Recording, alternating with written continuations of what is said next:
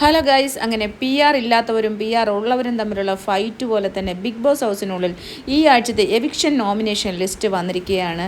അപ്പോൾ എവിക്ഷനിലേക്ക് പറയാൻ വേണ്ടിയിട്ട് ഒരുപാട് നേരം ഓരോരുത്തരും എല്ലാവരുടെയും ആകപ്പാടെ 11 പേരല്ലേ ഉള്ളൂ. ഈ 11 പേരെ ഒരാൾ ഒഴിച്ച് ഇപ്രാവശ്യവും ക്യാപ്റ്റന് എവിക്ഷൻ ഫ്രീ ആണ്. അതെൻ്റെ ആവശ്യം യഥാർത്ഥത്തിൽ ഉണ്ടായിരുന്നു എന്ന് എനിക്കറിയില്ല. ലാസ്റ്റ് വീക്കൊക്കെകളാകി 11ാമത്തെ വീക്കാണ്. ഇനി എല്ലാവരെയും നോമിനേഷനിൽ ഇടേണ്ട ഒരു സമയമായിട്ട് പോലും എന്തുകൊണ്ടാണ് ബിഗ് ബോസ് ഇങ്ങനെ ചെയ്യുന്നതെന്നും എനിക്ക് മനസ്സിലാവുന്നില്ല. എന്തായാലും ഓപ്പൺ നോമിനേഷൻ ആയിരുന്നു. ഓരോരുത്തരും വന്ന് നോമിനേഷനിൽ അവർക്ക് താല്പര്യമുള്ള ആൾക്കാരെ നോമിനേഷനിലേക്ക് വിട്ടു. അപ്പോൾ ആരൊക്കെയാണ് നോമിനേഷനിൽ വന്നിരിക്കുന്നതെന്ന് ഞാനൊന്ന് പെട്ടെന്ന് തന്നെ പറയാം. അനീഷ് വന്നിട്ടുണ്ട്, അതുപോലെ തന്നെ ഷാനവാസ് ഉണ്ട്, അക്ബറുണ്ട്, അനിമോളുണ്ട്, നിവിനുണ്ട്, സാബുമാനുണ്ട്, നമ്മൾ ബിന്നിയുണ്ട്, അതുപോലെ തന്നെ എന്താ പറയുക ലക്ഷ്മിയുണ്ട്. അപ്പോൾ ഇത്രയും പേര്, 3 പേരില്ല, ആര്യൻ, നൂറ, പിന്നെ ആദിലേക്ക് എവിക്ഷൻ ഫ്രീ. അങ്ങനെ ബാക്കിയുള്ള 8 പേരും എവിക്ഷനിലേക്ക് വന്നിരിക്കുകയാണ്. അപ്പോൾ എവിക്ഷനിൽ വരാനുള്ള കാരണ സഹിതം എല്ലാവരും വിശദീകരിച്ചു. ചെറിയ ചെറിയ പ്രശ്നങ്ങളൊക്കെ ഉണ്ടായി. എന്തുകൊണ്ട് അവരൊക്കെ എവിക്ഷനിലേക്ക് തങ്ങൾ ഇടുന്നു എന്നുള്ളതിൻ്റെ റീസണൊക്കെ പറഞ്ഞപ്പോൾ പലരും ദേഷ്യപ്പെട്ടു. അതുപോലെ തന്നെ പ്രധാനമായിട്ടും ഷാനവാസിനാണ് ഏറ്റവും കൂടുതൽ വോട്ട് കിട്ടി എവിക്ഷൻ നോമിനേഷനിലേക്ക് പോയത്. അതിൻ്റെ റീസൺ ഇതാണ്: ബഹളമുണ്ടാക്കി, മട്ടൺ കട്ടു, മറ്റേത് മറിച്ചേത് എന്നൊക്കെ പറഞ്ഞ കുറേ പ്രശ്നങ്ങൾ. പിന്നെ സ്ത്രീകളെ ബഹുമാനിക്കുന്നില്ല, അതേ കണക്ക് ഭയങ്കരമായിട്ടുള്ള മോശമായിട്ടുള്ള വാക്കുകൾ പ്രയോഗിക്കുന്നു എന്നൊക്കെ പറഞ്ഞത്.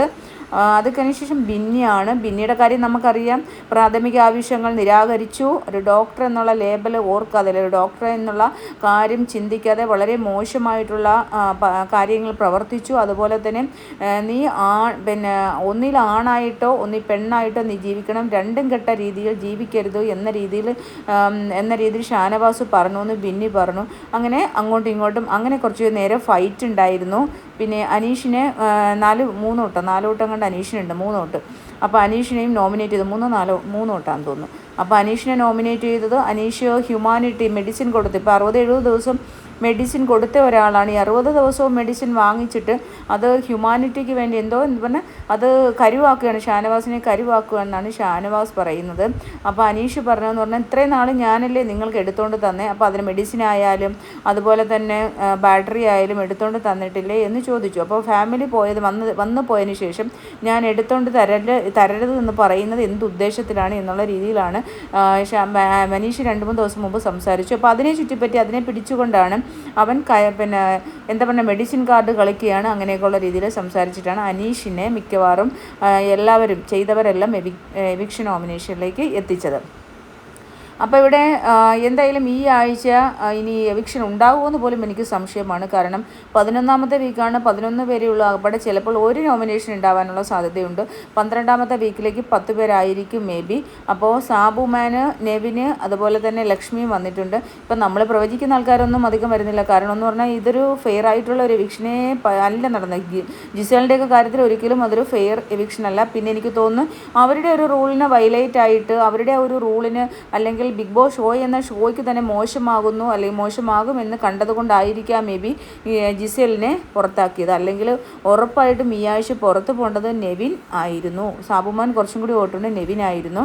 അപ്പോൾ നെവിനെ ഇവിടെ ഈ പ്രാവശ്യം നിർത്തിയിട്ട് ജിസേലാണ് ഔട്ടായത്. കാരണം ഔട്ടാക്കിയതാണ് അവർ. ഔട്ടായത് പ്രേക്ഷക വോട്ടോട് കൂടി ഔട്ടായി എന്ന് പറയുന്നത് മോശമാണ്, അത് കറക്റ്റ് അല്ല. എന്തായാലും കാരണം അൺഒഫീഷ്യൽ സൈറ്റ് ഇപ്പോൾ കരുവർന്ന അൺഒഫീഷ്യൽ സൈറ്റൊക്കെ പൂട്ടാൻ കിട്ടാൻ പോകുന്നത് എന്താ, ഞങ്ങൾ കാശ് കൊടുത്ത് വാങ്ങിച്ച സൈറ്റാണ്. അവിടെ കയറി ജനങ്ങൾ അവരുടെ സമ്മതം അവരുടെ ഇഷ്ടം പറയുന്നതിന് ആര് പൂട്ടക്കിട്ടാനാണ്? ആരും പൂട്ടിക്കിട്ടത്തൊന്നുമില്ല. കാരണം ഞാനിപ്പോൾ എൻ്റെ കാശ് മുടക്കിയാണ് ഞാനൊരു വെബ്സൈറ്റ് വാങ്ങിച്ചിട്ടേക്കുന്നത്, മലയാളം ബിഗ് ബോസ് വോട്ടിംഗ്.com. ആ വെബ്സൈറ്റിനകത്ത് ഇഷ്ടമുള്ളവർക്ക് പോയി പോൾ ചെയ്യാം. അപ്പോൾ നമ്മൾ ഒഫീഷ്യൽ ഹോട്ട്സ്റ്റാറിൽ പോയി പോൾ ചെയ്യണമെന്ന് നമ്മൾ ഓൾറെഡി പറയുന്നുണ്ട്.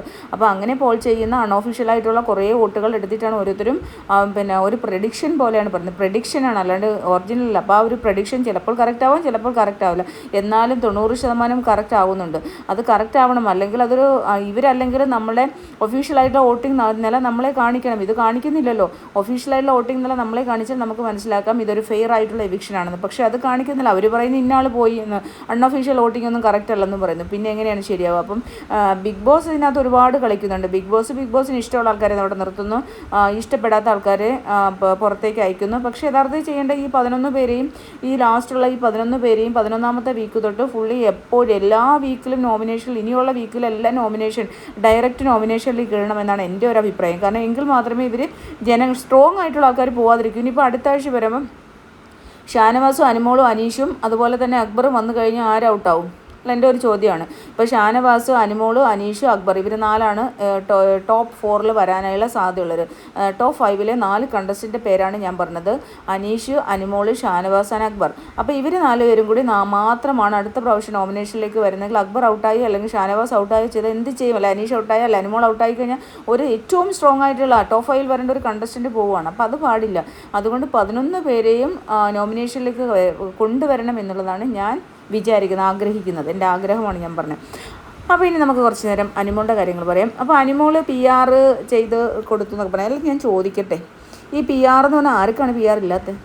PR എന്ന് പറഞ്ഞാൽ എന്താണ്? PR എന്ന് പറഞ്ഞാൽ PRകാർക്ക് വോട്ട് ചെയ്ത് അവരെ ജയിപ്പിക്കാനൊന്നും പറ്റില്ല. PRകാർ ഇവരെ ബൂസ്റ്റപ്പ് ചെയ്യാം, ഇവരെ ഈ ഒരു കണ്ടസ്റ്റൻറ്റുകളെ ബൂസ്റ്റപ്പ് ചെയ്യാം. പിന്നെ 16 ലക്ഷം രൂപയൊന്നും കൊടുത്തിട്ട് അനുമോൾക്ക് എന്തായാലും ഒരു PRനെ പിടിക്കേണ്ട കാര്യമുണ്ടെന്ന് എനിക്ക് തോന്നുന്നില്ല. കാരണം അത്രമാത്രം ഫാൻ ബേസ് ഉള്ള ഒരു വ്യക്തിയാണ് അനുമോൾ. ഒരു 5 ലക്ഷമൊക്കെ കൊടുത്താൽ ഓക്കെ, 5 ലക്ഷമൊക്കെ കൊടുത്തിട്ട് ഒരു 5 ലക്ഷം തരാൻ, ജയിക്കുവാണെങ്കിൽ 5 ലക്ഷം രൂപ നിങ്ങൾക്ക് ചെയ്യാൻ പറ്റുന്ന പണിയൊക്കെ നിങ്ങൾ 100 ദിവസം ചെയ്യും എന്ന് പറഞ്ഞ് 5 ലക്ഷം രൂപ ആൾക്കാർക്ക് കൊടുക്കാനല്ലാണ്ട് 16 ലക്ഷം രൂപയൊക്കെ കൊടുത്ത് PRനെയൊക്കെ ചെയ്യേണ്ട ഒരു ആവശ്യകതയും അനുമോൾക്കുണ്ടെന്ന് എനിക്ക് തോന്നുന്നില്ല. എന്തായാലും അനുമോൾ സമ്മതിച്ചിട്ടുണ്ട്, ഞാനൊരാളിനെ ഏൽപ്പിച്ചിട്ടുണ്ട്. അത് ഓക്കെ, അത് കറക്റ്റാണ്. കാരണം ഇല്ലാത്ത വളരെ ചിലപ്പോൾ 1-2 ആൾക്കാർ കാണും. എന്നാലും ഇവരെല്ലാം ഫാൻ ആയിക്കഴിഞ്ഞ് ഇവർ 2 ആഴ്ചയൊക്കെ 2 വീക്കൊക്കെ നിന്ന് കഴിയുമ്പോൾ ഇവരുടേതായ സഹോദരങ്ങൾ ഉണ്ടാവും, അല്ലെങ്കിൽ ബന്ധുക്കൾ ഉണ്ടാവും. ഇപ്പം എന്നെ സംബന്ധിച്ചിടത്തോളം ഞാൻ അനീഷിനെ സപ്പോർട്ട് ചെയ്യുന്ന ആളാണ്, ഞാൻ അനുമോളെ സപ്പോർട്ട് ചെയ്യുന്ന ആളാണ്, ഞാൻ ഷാനുക്കയെ സപ്പോർട്ട് ചെയ്യുന്ന ആളാണ്. അപ്പോൾ ഇങ്ങനെയുള്ള ആൾക്കാർ നമ്മളിപ്പോൾ സപ്പോർട്ട് ചെയ്യുന്നത് എന്തുകൊണ്ടാണ്? അവരുടെ ഗെയിം കണ്ടിട്ടല്ല. നമ്മൾ PR വർക്ക് ചെയ്തിട്ട് അവരെ ഒന്ന് കാശ് വാങ്ങിച്ചിട്ടുണ്ട്, നമുക്കെന്താ പ്രാന്തുണ്ട്? അല്ല ഇവർ നമുക്ക് കാശ് തരുമോ? അപ്പം നമ്മളിപ്പം ചെയ്യുമ്പോൾ എൻ്റെ വീഡിയോ 40,000 വ്യൂസ്, അതെനിക്ക് 2 ലക്ഷത്തിന് മേളിൽ വ്യൂസൊക്കെ പോയിട്ടുണ്ട്. പക്ഷേ എന്നെ ആരും സബ്സ്ക്രൈബ് ചെയ്തിട്ടില്ല. എനിക്ക് അവിടെ 3000 സബ്സ്ക്രൈബേഴ്സാണ് ഇതുവരെയും കിട്ടിയിരിക്കുന്നത്. എൻ്റെ വീഡിയോ 2,30,000 വരെ ആൾക്കാരൊക്കെ കണ്ടിട്ടുണ്ട്, വ്യൂ ഉണ്ട്. പക്ഷേ എനിക്ക് സബ്സ്ക്രൈബേഴ്സ് ആരും സബ്സ്ക്രൈബ് ചെയ്യുന്നില്ല. അപ്പം നമ്മളെയൊന്നും ആരും നോക്കത്ത് പോലില്ല. നമുക്ക് വല്ലവരും തരുമോ? ഒരു 1 ലക്ഷമോ 2 ലക്ഷമോ ഒക്കെ ഉള്ള യൂട്യൂബേഴ്സിനെ ചിലപ്പോൾ നിങ്ങളൊന്ന് ബൂസ്റ്റപ്പ് ചെയ്യും, ഞങ്ങളെ കണ്ടസ്റ്റൻ്റ് ഒന്ന് ബൂസ്റ്റപ്പ് ചെയ്യും എന്നൊക്കെ പറഞ്ഞാൽ ബൂസ്റ്റ് ചെയ്യാം. പക്ഷേ നമുക്ക് അവർക്ക് പോയി വോട്ട് ചെയ്യാൻ പറ്റില്ലല്ലോ, ആർക്കും വോട്ട് ചെയ്യാൻ പറ്റത്തില്ല. അപ്പോൾ ബൂസ്റ്റ് ചെയ്യാം, അവരുടെ ഷോട്ട് എടുത്തിട്ടോ അല്ലെങ്കിൽ അവരുടെ കുറച്ച് പിക്സ് എടുത്തിട്ടോ ഒക്കെ നമുക്കിപ്പോൾ ഞാൻ രാവിലെ തന്നെ എല്ലാവരുടെയും ഇത് പിക്സ് വെച്ചിട്ടാണ് ഞാനൊരു പാട്ടിടുന്നത്. അപ്പോൾ ഞാൻ സ്വന്തമായിട്ടൊരു പിക്സ് ഉണ്ടാക്കി ഞാൻ അത് വെച്ചിട്ട് എഡിറ്റ് ചെയ്തിട്ടാണ് ഞാനൊരു പാട്ടിടുന്നത്. അത് നമുക്ക് അവരോട് ഇഷ്ടം കൊണ്ടാണ്, അല്ലാണ്ട് നമുക്ക് അവരോട് നമ്മളെ ഒരു പരിചയമുണ്ട്. നമുക്ക് അവരെ ജീവിതത്തിൽ ഒരിക്കലും നമ്മളവരെ കാണാൻ പോലും പോണില്ല, അവരൊരിക്കലും നമ്മൾ കാണാൻ ഇടയില്ല. അപ്പം ചിലപ്പോൾ ഞാൻ ഇനി മൂവീസൊക്കെ ചെയ്യുന്നത് കൊണ്ട് ചിലപ്പോൾ ഏതെങ്കിലും വഴി ചിലപ്പോൾ അനുമോളെ ഏതെങ്കിലും ഒരു സ്റ്റേജിൽ കണ്ടാൽ കൊള്ളാം, കണ്ടാലും കാണാൻ പറ്റുമായിരിക്കാം ചിലപ്പോൾ, മേ ബി, അത് നമുക്ക് പറയാൻ പറ്റില്ല. ഇപ്പോൾ ഞാനൊരു മൂവി ചെയ്യുന്നുണ്ട്, സിനിമ ചെയ്യുന്നുണ്ടെന്ന് വിചാരിച്ചിട്ട് ഞാനിപ്പോൾ അനുമോളെ കാണണമെന്നില്ലല്ലോ. അപ്പോൾ ഇതൊക്കെ തന്നെ. അപ്പോൾ നമുക്ക് ഇഷ്ടപ്പെട്ട ഒരു കണ്ടസ്റ്റൻറ്റിനെ നമ്മൾ സപ്പോർട്ട് ചെയ്യുന്നു. അതിന് അനുമോളുടെ PR അല്ല അനീഷിൻ്റെ PR ഷാനുക്കയുടെ PR എന്ന് പറഞ്ഞിട്ട് കാര്യമില്ല. നമുക്ക് അവരെ ഇഷ്ടപ്പെടുന്നു. അവിടെ ഹൗസിനുള്ളിൽ അവരുടെ ഗെയിം എന്ന് പറഞ്ഞാൽ അവരവിടെ ഇപ്പോൾ അനീഷ് എന്ന് പറഞ്ഞാൽ ഗെയിം, അയാളുടെ ഒരു മാനറിസം, അയാളുടെ ഒരു ബിഹേവിയർ, അയാളുടെ ഒരു സത്യസന്ധത, അയാളുടെ ഒരു പരദൂഷണമില്ലായ്മ, ഇതൊക്കെ എനിക്ക് ഇഷ്ടപ്പെടുന്നുണ്ട്. അത് തന്നെ ഉള്ളത് പറയാമല്ലോ. പിന്നെ ഷാനുക്കയെ സംബന്ധിച്ച് അയാളുടെ ഒരു പേഴ്സണാലിറ്റി, എനിക്ക് ആ പേഴ്സണാലിറ്റി ഇഷ്ടമാണ്. ഈ ഒരു കഴിഞ്ഞ ആഴ്ച ഒഴിച്ചുള്ള ബാക്കിയുള്ള ദിവസങ്ങളിലെ പേഴ്സണാലിറ്റി ഇഷ്ടമാണ്. അനുമോളെന്ന് പറഞ്ഞാൽ നമുക്ക് അനുമോളുടെ ഒരു ക്യൂട്ട്നെസ്സും കളിയും ചിരി, ഞാൻ എൻ്റെ ഒരു കുറച്ച് ക്യാരക്ടർ അതിനകത്തുണ്ട്, എൻ്റെ ക്യാരക്ടർ കുറച്ച് അതിനകത്തുണ്ട്. ഫുഡ് ഉണ്ടാക്കാൻ ഇഷ്ടപ്പെടുന്ന ഒരാളാണ് ഞാൻ. അനുമോൾ ഫുഡ് ഉണ്ടാക്കത്തില്ല എന്ന് പറഞ്ഞാൽ അനുമോൾ അത് പറഞ്ഞത് എനിക്ക് അംഗീകരിക്കാൻ പറ്റില്ല. കാരണം അത്യാവശ്യം ഫുഡ് ഉണ്ടാക്കാൻ അറിയാം, അല്ലെങ്കിൽ കണ്ടിട്ടുണ്ട്, ഉറപ്പായിട്ടും അറിയാവുന്നൊരു വ്യക്തിക്ക് അത്രേ ഫുഡ് ഉണ്ടാക്കാൻ പറ്റും. കാരണം ഞാൻ ഫുഡ് ഉണ്ടാക്കുന്ന ആളാണ്. ഞാൻ ഒരു 10-20 വയസ്സ് തൊട്ടേ ഇഷ്ടംപോലെ ഫുഡ് ഉണ്ടാക്കുന്ന ആളാണ്, ആൾക്കാർക്ക് ഉണ്ടാക്കി കൊടുക്കുന്ന ആളാണ്.